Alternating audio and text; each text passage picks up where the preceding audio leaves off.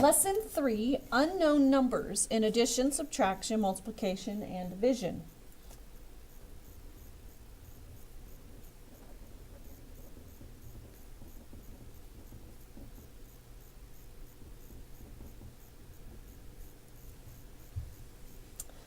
So when we have what's called an equation, that's just a math sentence with an equal sign. This little W with a slash just means width. So an example of a math equation would be 5 plus 2 equals 7, or 6 plus B equals 10. This is called an equation. Both of those are called equations. They have the equal sign in them. A variable, we went over this in lesson 2, is usually a letter. It's holding a place for an unknown number.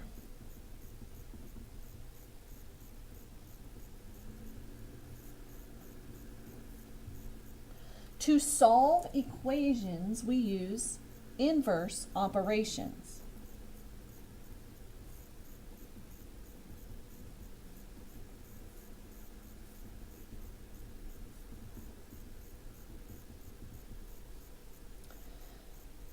So in the addition equations, we have what's called an addend plus an addend equals a sum. We went over these vocabulary in lesson 1. The sum is a big number, bigger number than the other two numbers because we're adding them together to get this number. So if we have a number, say A plus 12 equals 31. So we have some number addend plus another addend equals the big number. So we're doing addition here, so we want to do the inverse operation. If you remember, the inverse operation of addition is subtraction. So if we take away 12, here's our equal sign. If we take away 12 on the left side and we take away 12 on the right side, we have what our A equals. 31 minus 12, which is 19. So A equals 19. I've seen people use the triangle method where you put your largest number, the big number, right on top. So you have 31. Then you put your two addends down at the bottom, A plus 12. And then on either side is the opposite operation of the plus sign, so you'd put a minus. So you can go around the circle. If you do 31 minus 12, you'll get A. If you do 31 minus A, you should get 12. So if I do 31 minus 19, I'll get 12, but because 19 plus 12 equals 31. So sometimes we see that triangle here. So subtraction, if you remember the vocab, we have minuend, and this will be your big number, minus the subtrahend equals the difference. So here's an example. If we had B minus 24 equals 15, we do the inverse operation of subtract, which is add. So we can add 24 to the left side of the equal sign, add 24 to 15, and we get B equals 15 plus 24, or 39.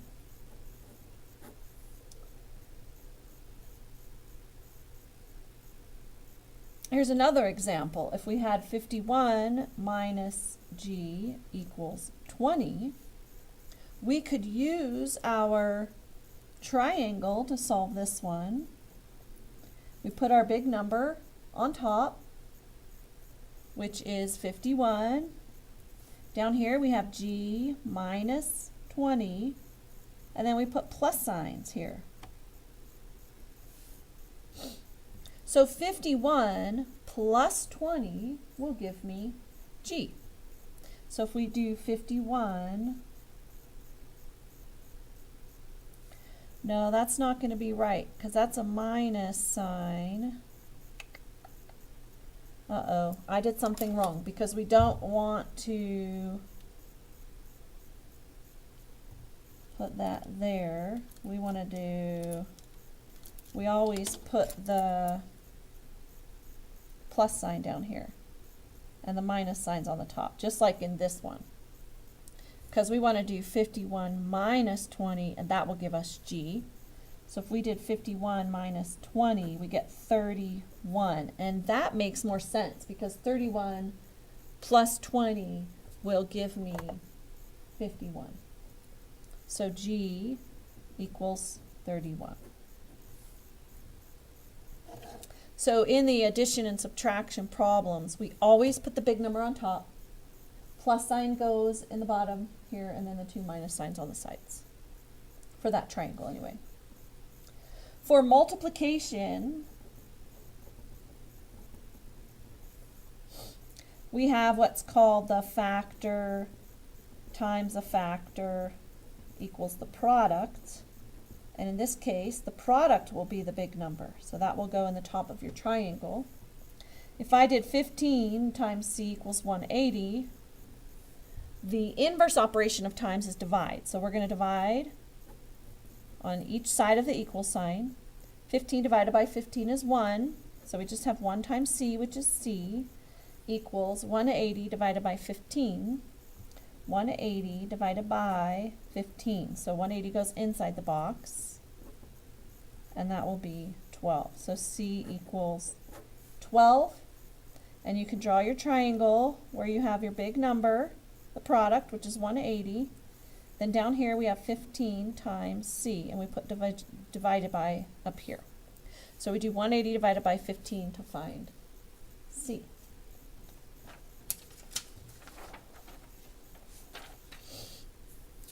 Now for division,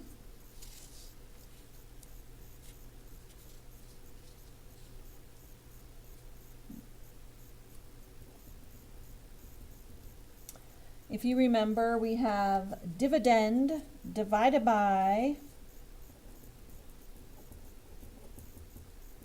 divisor equals quotient. In this case, our dividend is the big number. So that would go on top of our triangle. So if we have R divided by 8 equals 12, we do the inverse operation of divide, which is times. So we're dividing R by 8, so we're going to times both sides by 8. And 8 divided by 8 is 1, so we just have R equals 12 times 8, which if you know your times tables is 96. Now in our triangle, we're going to have times here divided by, put our big number, which in this case was R, and our two other numbers that are multiplied. Well, we have R divided by 8 equals 12. So we do 8 times 12 to get R, which is how we did it. Here's another example. 364 divided by 8 equals 7. So we don't know our divisor here. Here we didn't know the dividend, here we don't know the divisor. So we put our big number, 364, and we have 7 times divided by. So if we just do 364 divided by 7, we'll get H. So let's see, what is that? 364 divided by 7, that's 5, 35, 14, 2. So H equals 52. And that's the end of lesson 3.